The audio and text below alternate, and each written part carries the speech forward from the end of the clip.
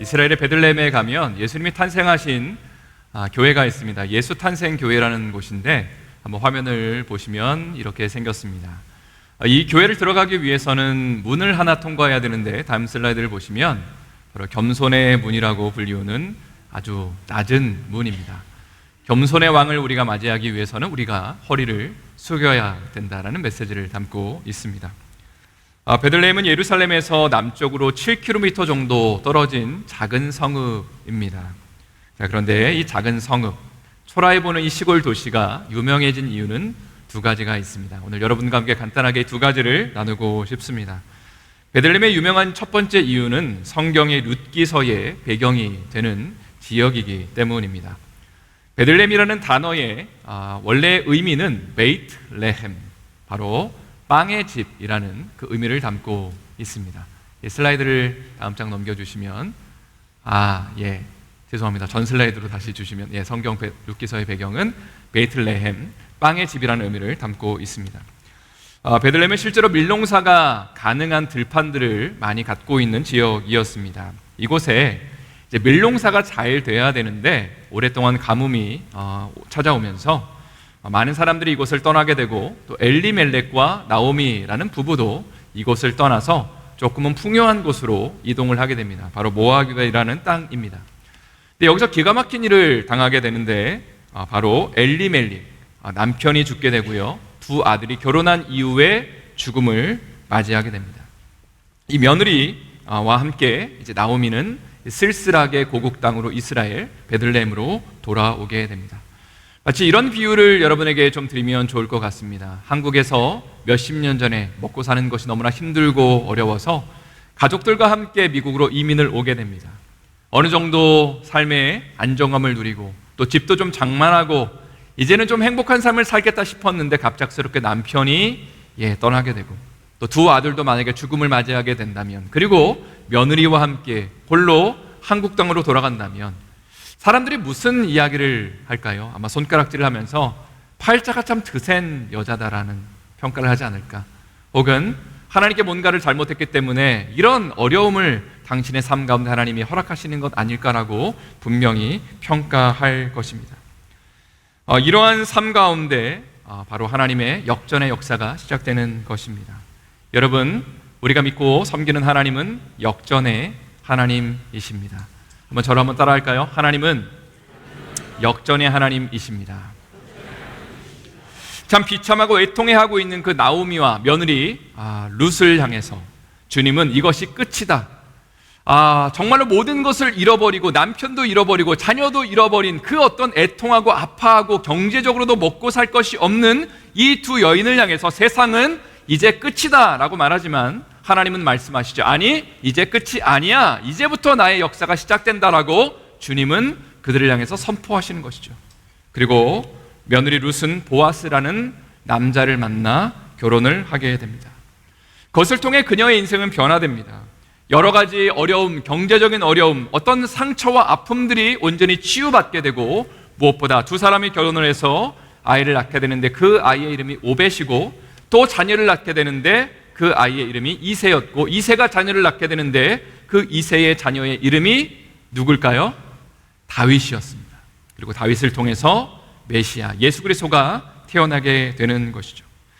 성도 여러분, 이것은 하나의 비유라고 할 수 있습니다. 우리 모두는 나오미와 룻과 같은 상황을 맞이하고 있죠. 세상에도 잘 먹고 잘 살고 싶은 마음이 없는 사람이 누가 있겠습니까? 풍요하고 행복하고 싶은 마음을 가지고 모두가 다 이 땅에서 하루하루를 살아갑니다. 그러나 여전히 많은 문제들 속에서 우리는 애통해하고 비통해하는 것을 보게 됩니다. 건강의 문제, 관계의 문제, 경제적인 어려움들, 혹은 자녀의 문제로 인해서 우리의 삶이 고통 가운데 있는 것을 우리 모두는 잘 알고 있습니다. 그런데 이러한 문제들을 해결하는 가장 확실한 방법이 무엇이냐? 그것은 영적인 결혼을 잘 하는 것입니다. 다시 한번요. 영적인 결혼을 잘 하는 것이다. 너무나 많은 사람들은 세상과의 결혼을 잘해서 자신의 삶을 성공하기를 원합니다.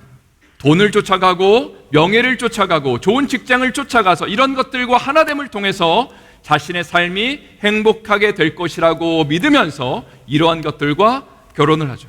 그러나 마치 룻이 보아스라는 남편을 만났을 때 그의 인생이 완전히 뒤바뀐 것처럼 우리의 삶 가운데 예수님이라는 신랑을 만날 때에 우리의 삶은 변화되는 줄을 믿습니다. 예수님과 함께 연합하는 것, 그분의 그 오심을 맞이하는 것, 그분의 오심을 반가워하며 그분을 우리의 삶의 왕으로 모시고 주인으로 모시는 것이야말로 여러분의 삶의 저의 삶 가운데 완전한 축복의 시작이라는 사실입니다. 이러한 은혜의 축복 우리의 삶이 넘쳐날 수 있기를 예수님의 이름으로 축원드립니다. 두 번째로 나누고 싶은 것은 베들레헴의 유명한 두 번째 이유는 바로 다윗의 도시, 다윗이 태어난 도시이기 때문입니다.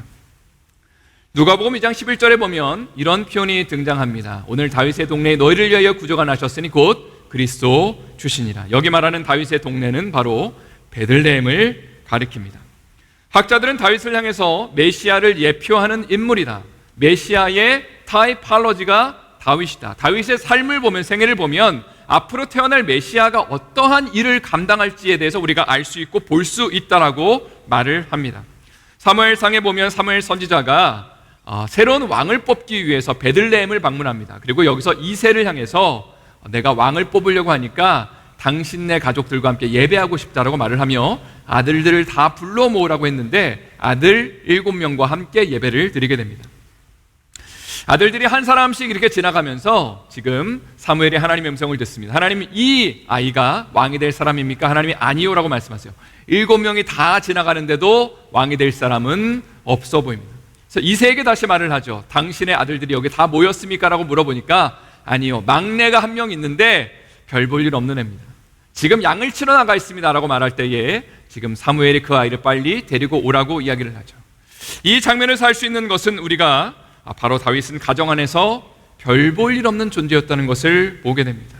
선지자가 가족들을 다 초청하라고 말하는 그 예배 가운데도 이 아이는 초청되지 못한, 어린 시절부터 가정 안에서 인정받지 못하고 상처받은 그 아픔을 가지고 있는 이 아이가 바로 다윗이었다는 것이죠.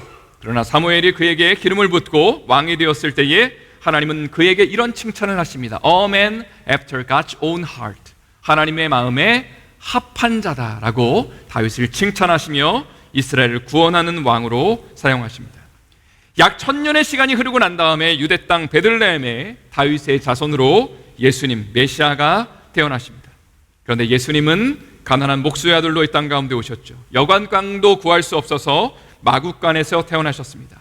세상에서 흠모할 만한 외모를 갖고 있지 못했습니다. 부러울 만한 직업을 갖고 있지 못했습니다. 마치 이것은 다윗의 모습을 연상케 합니다. 부모와 형제들에게 인정받지 못하는 아이, 그리고 변변치 않은 직업, 목동이라는 직업을 가진 그 아이의 모습을 연상시킵니다. 또 골리앗 앞에서 초라한 물맷돌을 든 그 모습을 상상해 보십시오. 저 아이는 금방 골리앗에 의해서 무너지겠구나, 죽겠구나라고 우리는 생각할 것입니다. 그러나 다윗은 만군의 여호와의 이름으로 물맷돌로 골리앗을 무찌르게 되죠. 예수님 역시도 가장 초라한 모습으로, 능력 없는 그 가난한 집의 아이의 모습으로 오셨지만 로마 시대의 저주의 상징이었던 십자가를 지심으로 마치 물맷돌을 들고 다윗이 하나님 앞에 나가서 골리앗을 무찌른 것처럼 예수님도 십자가를 지고 그 별 볼 일 없는 십자가를 통해서 온 인류를 구원하시고 그리고 사단이라는 세력을 무찌르셨다는 사실입니다. 그리고 우리가 그토록 고통스러워하고 괴로워하는 그 죄의 문제, 우리가 돈이 없어서 혹은 여러 가지 관계의 문제들이나 아픔들 때문에 지금 우리의 삶이 힘든 것이 아니라 성경은 죄의 문제로 인해서 너의 삶이 고통스럽고 괴로운데 그 문제가 어디서 풀리게 되냐면 예수 그리스도의 십자가를 통해, 그것이 별 볼 일 없어 보이는 물맷돌이라 할지라도, 그렇건 것처럼 보인다 할지라도 예수 앞에 나가서 그 십자가를 붙잡는 자들마다 영적인 골리앗을 무찌르게 되고 사단의 세력, 죄의 세력을 무찌르게 된다라고 우리에게 도전하고 있는 것입니다. 제 말씀을 마무리하기를 원합니다. 오늘 말씀의 제목은 베들레헴에 임한 구원의 소식입니다. 오늘 본문의 6절 말씀을 제가 마지막으로 읽겠습니다. 또 유대 땅 베들레헴아, 너는 유대의 고을 중에 가장 작지 아니하도다. 내게서 한 다스리는 자가 나와서 내 백성 이스라엘의 목자가 되리라 하였음이라. 베들레헴은 가장 작은 성읍이었지만 메시아가 태어나고 구원의 역사가 시작된 곳입니다.